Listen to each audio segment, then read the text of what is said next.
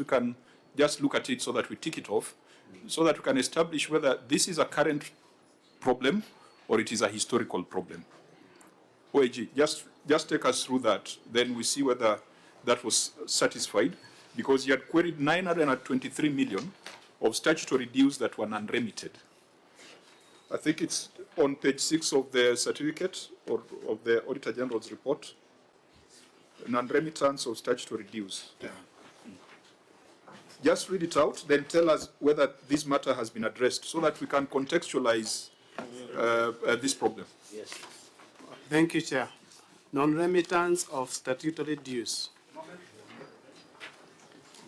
Yes, proceed.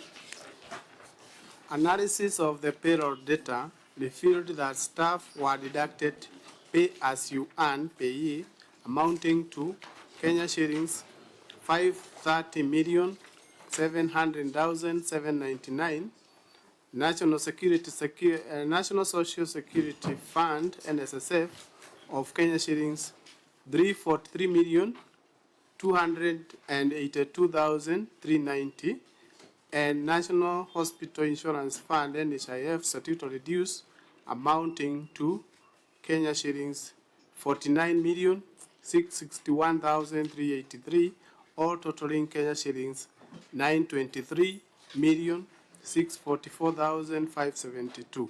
However, no evidence was provided for audit confirmation to show that the deductions were remitted to the relevant authorities as required. Failure to remit statutory deductions on time contravenes the Income Tax Act, National Hospital Insurance Fund Act, the National Social Security Fund Act, which may result in fines and penalties. In the circumstances, management was in breach of the law. Thank you, Chair. Okay, so our recommendations there captured some of the things that members have spoken about, including KRA not imposing penalties on counties for late statutory deductions where it is caused by late exchequer releases from the National Treasury. I think that's what Senator Sifuna has been trying to amplify.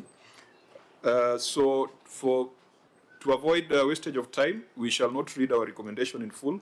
We'll just go to your management response on this. Mr. Chairman, our response is very brief and factual. The payment for the statutory deduction was provided, that evidence was provided during the audit exercise as tabulated in the table. I want to confirm that at Trans Nzoia we are current. Every single cent that we deduct, we remit.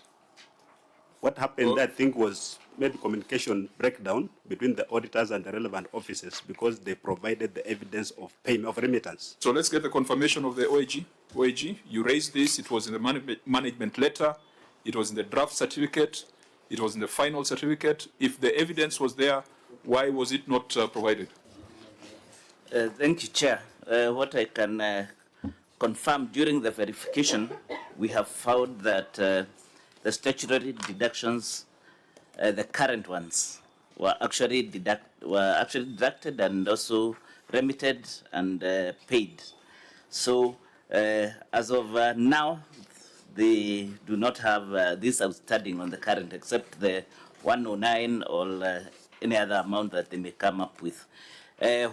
Our position is that during the audit, because we went through a process, this was not provided, and probably the payments have been done after the Point audit of order, had been Chair. What is the OAG saying? I'm trying to get him. Senator Jarake? So are you saying it was misreported, or are you saying when you raise this issue up to the exit meeting and management letter, you never captured? Can you stand?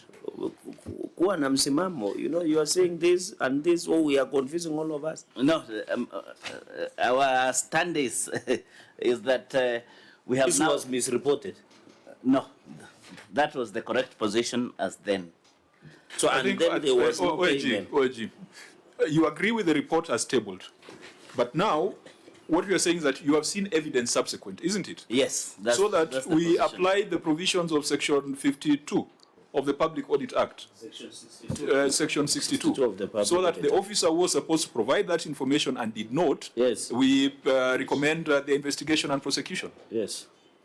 Is that That's the true position. So that then confirms that going forward, statutory deductions are being remitted. The problem are the historical ones. Yeah, correct. Maybe members So, should Chair- direct or advise control of budget that we should give counties maybe some 6 months to reconcile the historical statutory dues and ensure that they've got a payment plan, failure to which requisitions should not be honored. Because if you've got contributions to LAP Fund, LAP Trust, SACCOs, and all those entities, the person suffering is employee. In their payslip, it indicates that they were contributing to LAP Fund or LAP Trust. But when they go to check the actuarial valuations, it indicates that their money never came through. I mean, there has to be a way of closing this, and maybe we can debate internally Mr. Chairman, and agree with the COB on a time frame. Yeah, Governor. because some of these amounts of money have accrued for a very long period of time. I don't know if it's possible for the Treasury to make a provision for maybe a conditional grant, purposely to sort out these long outstanding debts. Because I don't think most of the county governments are going to be able to settle this. And many of these people have retired, they go to CPF, they want to be given their gratuities, and then they are told your money was not remitted. The employee has got no business knowing whether the money was remitted or not. As far as they are concerned, they were employees, their money was remitted. Now you have retired and then there is no pension. So instead of engaging in back and forth, can we now just bite the bullet and see what needs to be done? Senator Sifuna, you are indicating that there's a resolution you have made on... I believe so, and the Secretariat can confirm. There was a resolution of the Senate on the question of LAP Fund and LAP Trust. Because as Governor says, we also had a part of the largest part of the Nairobi pending bill of 100 billion is actually monies owed to those two institutions. There was a resolution of the Senate on the same. And from... CPIC. Yes. CPIC did an inquiry on non-remittance of statutory deductions. Okay, So what was the resolution of the Senate? Let me follow up with the I clerk of the remember that committee. matter coming before Okay, us. fine. But We can refer to the separately, CPIC you have seen, Chair, there are county governments that have sat down with these entities and entered into agreements. I think the best example is Makueni, right? Governor Mutula told us that there is a running agreement with LAP Fund on how they're going to settle this. So what conversations are you having yourself? We have done this. Of course, there are also bad examples like Nairobi where they've done asset swaps Yeah. without proper validation. Absolutely. Yeah. Chairman, we have done the same, and we've done MOUs with its LAP Fund, with LAP Fund. Of course, my main concern is that this money is an investment. So when we do these discussions, we argue in a manner that removes the interest, so that at the end of the day, the pensioner doesn't get what is actually due to them. What is, Yeah, so you're making a compromise, but who is suffering? The past suffering is not part of the negotiation. So you can see we're moving from 1.2 billion and we agreed to pay like 300 million. So this amount that you're forfeiting is due to somebody who is not going to get that dues. Honorable Chair, maybe just Cherargei, two clarification. then in the next few minutes you can look at a few projects. Chair, maybe, so Governor, in this 700 million that you have allocated in financial year 2025-2026, is 109 part of the payment plan for these statutory deductions? And then number two, you have indicated in your response, which is very brief, that this information was provided. Have you taken any administrative action for non-provision of documentation as per section 62 of the Public Audit Act? Whether, and then finally, Sifuna, hold your horses. Relax. Finally, Chair, in this non-remittance, you'll have your cherry and you'll buy it. Yes, yes. Bishop, can you be praying for Sifuna so that he can hold his horses? Chair, and finally, on non-remittance of statutory deductions, in this provision, what is, you have said that Treasury should provide conditional grant. You have had conversation with LAP Fund, LAP Trust, and maybe KRA. In this 109, are there interests that they have charged on this 109 million? Thank you, Chair.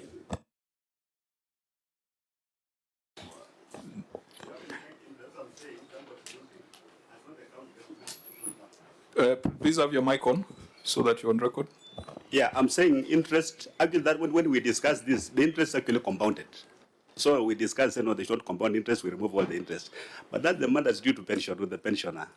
So it's not the county government losing or the lab fund losing, it's actually the pensioner who is losing. That's why I thought maybe if the government can find another way of cushioning this people, because the people who have worked for government, they've retired, now they're having very many non-communicable diseases, and then they need money. At the end of the day, we're telling them, your money was not remitted. Okay. On the issue of 700 million. on the issue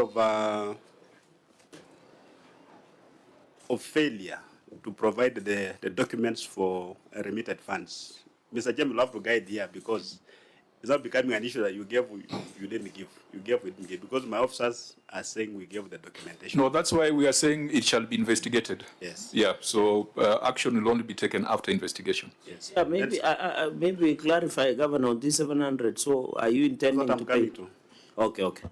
Yeah. The 700 million is provided for in the current budget, 25-26, to sort out the verified pending bills that are known. We've paid partly 993 million. There's about 441 million that have not paid.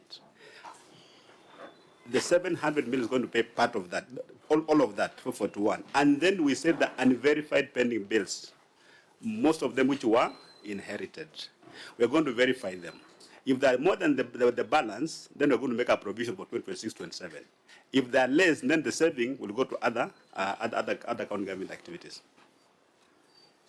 Just curious, that 700 million is for 2025, 2026. Yes.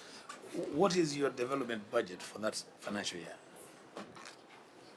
We need a budget. Just a figure. Please, let's move quickly. By 2:30, the Speaker will be requiring us in the House. What percentage?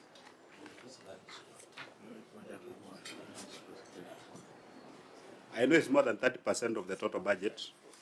It's more than 30%. Yeah, we are compliant, yeah. Okay. I think it's 3.3 billion.